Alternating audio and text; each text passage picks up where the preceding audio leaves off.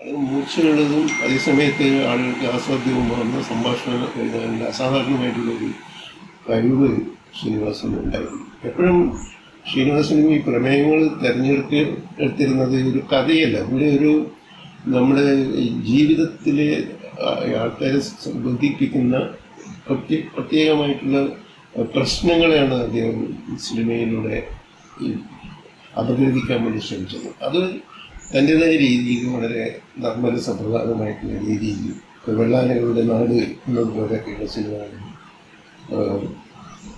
വളരെ നിർമ്മല സമ്പ്രദായമായിട്ടുള്ള രീതിയിൽ ആളുകൾക്ക് സാധാരണ പ്രേക്ഷകർക്ക് ഇഷ്ടപ്പെടുന്ന രീതിയിലുള്ള സിനിമകൾ ചെയ്തു. അതേസമയത്ത് തന്നെ അത് ഗൗരവമായിട്ടുള്ള പ്രമേയങ്ങൾ അവതരിപ്പിക്കുകയും ചെയ്തിരുന്നു. അപ്പം ഇങ്ങനെ മലയാള സിനിമയുടെ വിവിധ മേഖലകളിൽ പ്രവർത്തിക്കുകയും ഈ ഏവർക്കും സ്വീകാര്യനാവുകയും ചെയ്തിട്ടുള്ള ഒരാളാണ് ശ്രീനിവാസൻ. ഒപ്പം തന്നെ ഈ തൻ്റെ അഭിപ്രായങ്ങൾ അധികം വെട്ടി തുറന്ന് പറയാറുണ്ട്.